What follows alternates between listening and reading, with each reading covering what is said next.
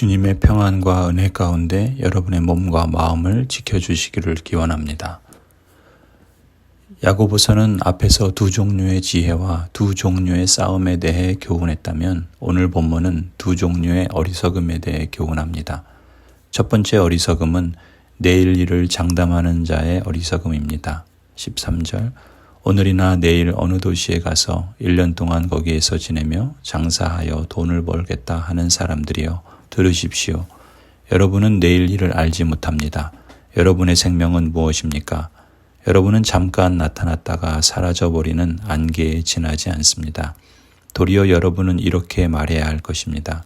주님께서 원하시면 우리가 살 것이요. 또 이런 일이나 저런 일을 할 것이다. 그런데 여러분은 지금 우쭐대면서 자랑하고 있습니다. 그와 같은 자랑은 다 악한 것입니다. 그러므로 사람이 해야 할 선한 일이 무엇인지 알면서도 하지 않으면 그것은 그에게 죄가 됩니다. 내일 일을 장담하는 사람이 왜 어리석은가? 야고보서는 이 사람의 사고방식과 태도와 관련하여 몇 가지 위험성을 짚어보게 합니다. 첫 번째, 내일 일을 장담하는 자의 어리석음이란 자신의 계획을 쫓기 위하여 얼마나 쉽게 하나님을 떠나는가 하는 점입니다. 하나님의 언약 백성으로서 오히려 우리는 이렇게 기도해야 할 것입니다. 하나님을 떠날 정도로 나의 계획을 앞세우지 않게 하소서. 두 번째, 내일 일을 장담하는 자의 어리석음이란 자기 마음속에 다짐하는 일에 얼마나 세속적 행복을 추구하는 성향이 강한가를 보여줍니다. 자신에게 장래일을 위한 아름다운 환상과 청사진으로 가득 차 있을지라도 그것이 세상의 행복만을 추구하는 것이라면 하나님 앞에서 과연 무슨 의미가 있을까요? 하나님의 언약 백성으로서 오히려 우리는 이렇게 기도해야 할 것입니다. 하나님, 나 자신의 세상적인 행복에 빠져 영적인 복을 놓치지 않게 하소서. 나만이 아니라 다른 사람에게도 눈을 돌리며 인생의 참된 목적과 가치 있는 삶을 추구하는 기쁨을 주소서.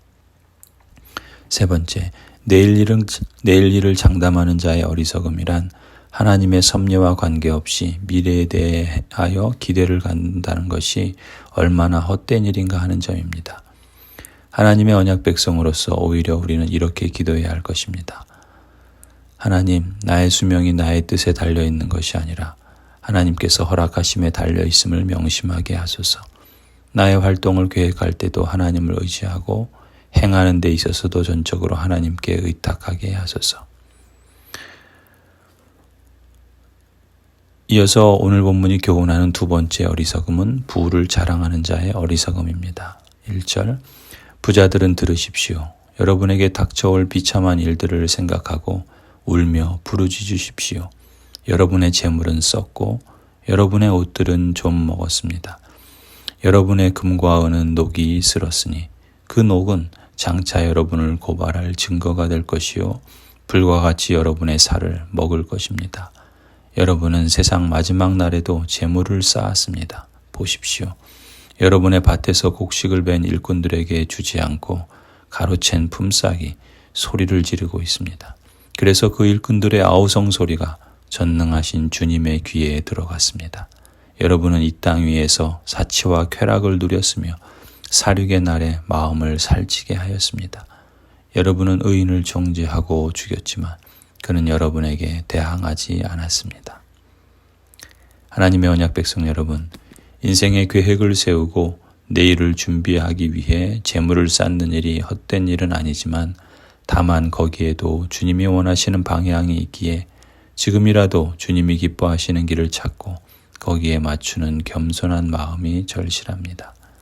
이 점에서 야고보서는 두 종류의 어리석음을 피하라는 뜻에서 들으십시오라는 공통된 단어로 지혜의 길을 제시합니다.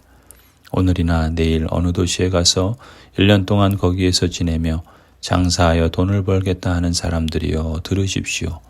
부자들은 들으십시오.